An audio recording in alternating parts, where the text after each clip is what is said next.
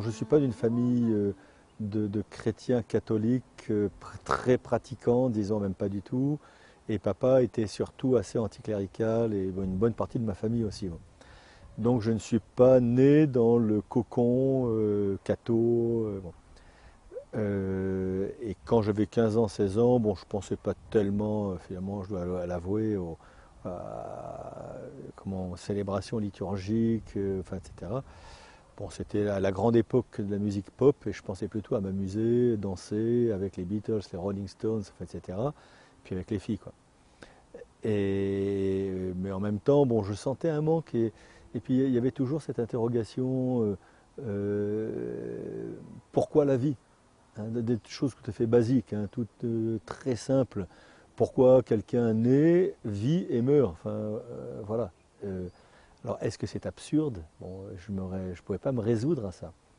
Donc, petit à petit, je me suis, disons, je suis devenu, enfin, je me suis rapproché du fait religieux. J'ai connu un groupe de jeunes qui étaient liés au scoutisme, qui s'appelle les Jeunes en Marche à l'époque, j'aime. Et je me suis dit, mais ils ont quelque chose que moi, j'ai pas. Et puis, alors, c'est là un peu que s'est révélée ma vocation monastique, quoi.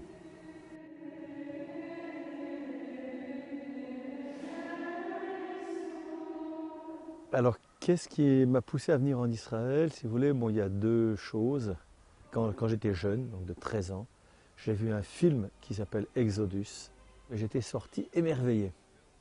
J'étais. Et en fait, j'ai dû toujours garder cette impression en moi. Donc, je suis arrivé ici dans le pays, c'était le 10 juillet, donc mon vol de France pour Israël était le 10 juillet 77.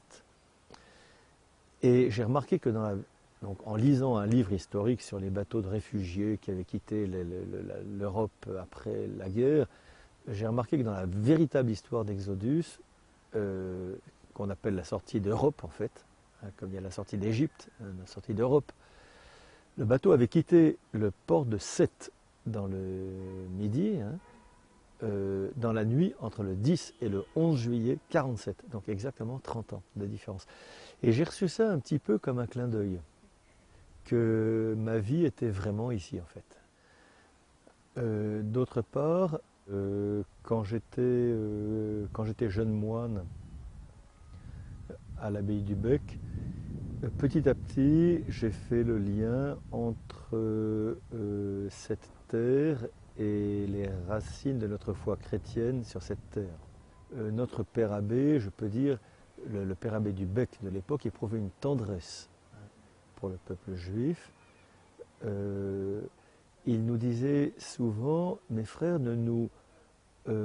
n'oublions pas ce rocher dont nous avons été taillés, nous chrétiens. Les racines de notre foi chrétienne sur une terre, mais aussi dans un peuple, dans le peuple juif.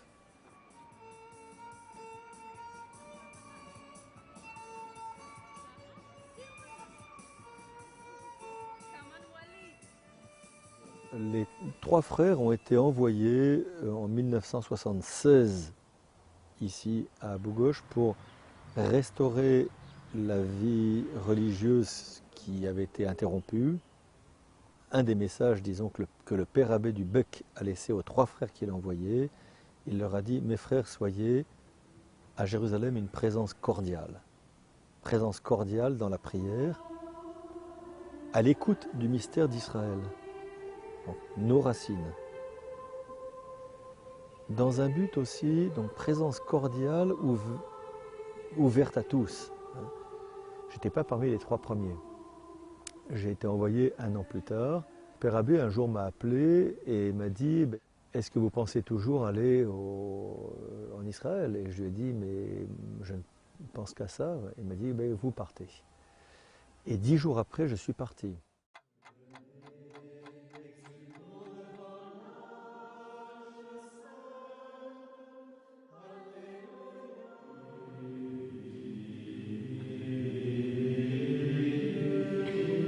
Nous sommes des moines à Abou-Gosh, des moines bénédictins de la congrégation de Montolivet. En fait, au départ, il était pas encore question, au moins de façon sûre, d'Abou Ghosh. Il a envoyé 3 frères à Jérusalem. Abou Ghosh était vide, disons, enfin, il n'y avait pas de religieux, il y avait un père dominicain. Et c'est là que des tractations se sont faites avec le Quai d'Orsay, avec le consulat général de France à Jérusalem, pour Abou Ghosh.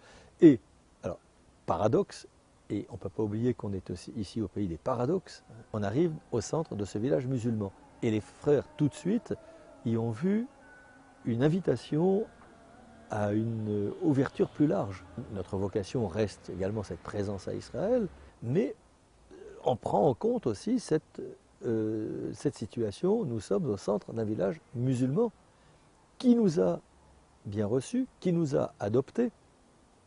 Et je crois que c'est important de le dire. Quand on dit une présence cordiale, ça n'est pas quelque chose, disons, de passif, où on attend. Finalement, on est là, bon, en essayant d'arrondir les angles. Oui. Bon, ça n'est pas ça. Hein. C'est quelque chose de beaucoup plus actif et même parfois enfin, presque provocateur. Hein. Présence cordiale et finalement de dire, écoutez, au-delà des dissensions, qu'elles soient politiques, religieuses, sociales, culturelles, enfin, dans un respect mutuel, parce que c'est la condition fondamentale d'un dialogue, à mon avis, on peut rencontrer l'autre. Nous ne sommes pas donc juxtaposés les uns à côté des autres dans une espèce de paix qui est faite de non-dits, hein, qui n'est pas donc des personnes qui sont assises les unes à côté des autres, comme dans l'autobus, hein, et qui ne se crachent pas dessus parce que bon, il faut pas, voilà, parce que bon, alors, donc juifs, je parle là à ce moment-là des juifs, des musulmans et des chrétiens, hein, ou alors des chrétiens entre eux. Vous voyez, les orthodoxes, non. Ça n'est pas ça. La présence cordiale, c'est justement une présence active, hein, où on prend l'autre dans sa prière, où on le reçoit dans sa différence. Donc on le reçoit, hein, c'est quelque chose de dynamique, hein, dans sa différence, hein, et on l'aime avec ses différences. Voyez. Donc ce n'est pas du tout se taire parce qu'on n'a rien à se dire. C'est pas ça. C'est un contact qui s'établit, hein, qui doit s'établir, même s'il n'est pas dit. Hein. Donc c'est là où c'est la présence cordiale. Hein. Mais c'est une.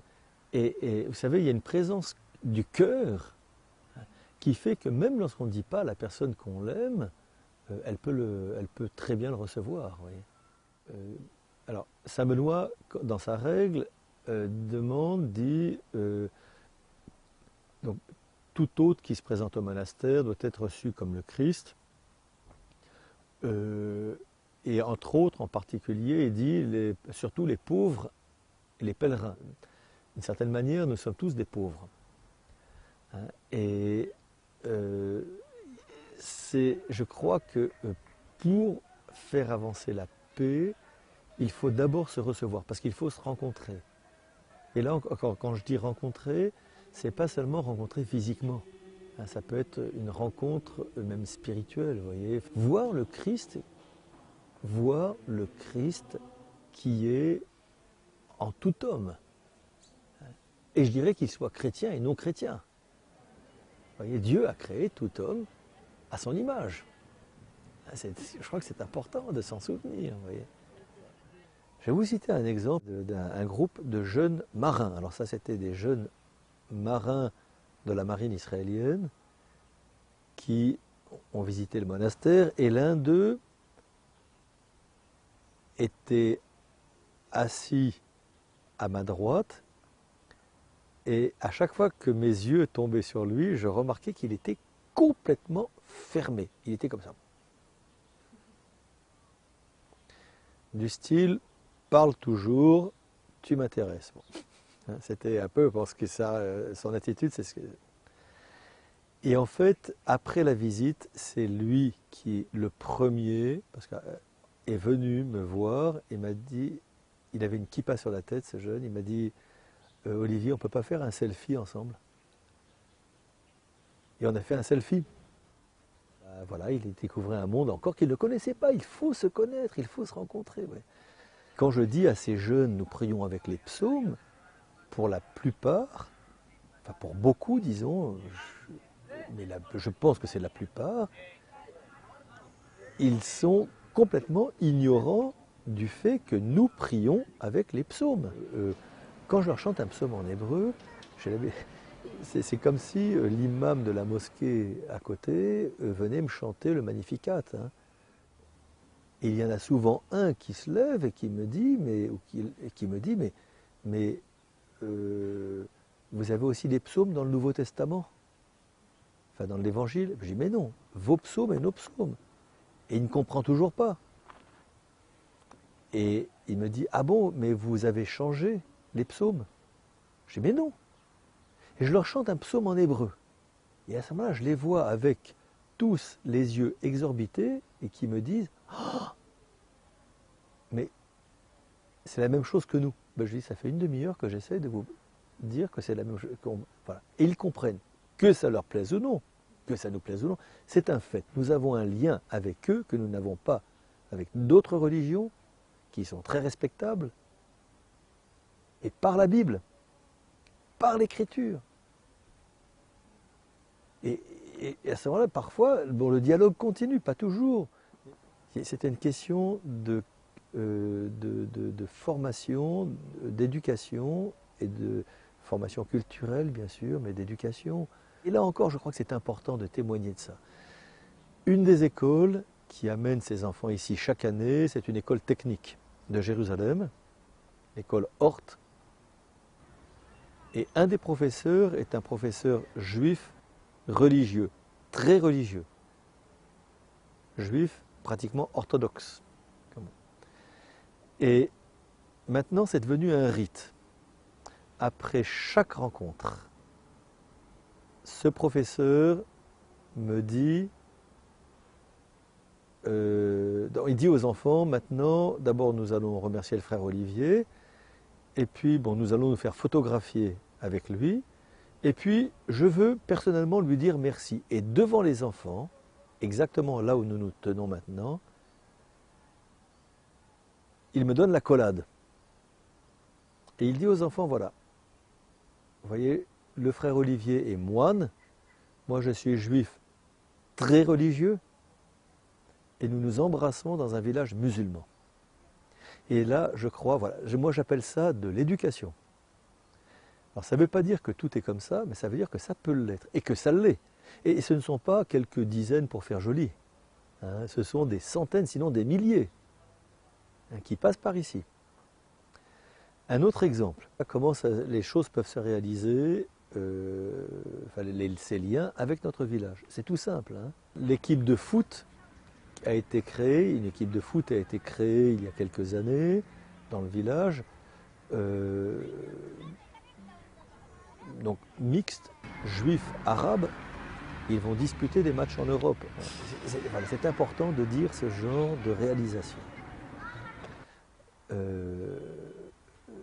Que les médias ne vont peut-être pas trop nous montrer, et qui sont, je crois, à mon avis, comme autant de petits cailloux blancs sur une route qui aboutit à la paix. Ça nous permet de ne pas baisser les bras, sans être naïf, hein, mais de ne pas baisser les bras. Le jour où vous n'avez plus de dialogue, le jour où vous ne rencontrez plus la personne, enfin d'autres personnes, disons, un peu différentes de vous, c'est là que vous construisez un mur, hein, qui est d'abord le mur du cœur, avant de se concrétiser autrement qu'un. Et je crois que notre pape François le dit, le monde a plus besoin de ponts que de murs.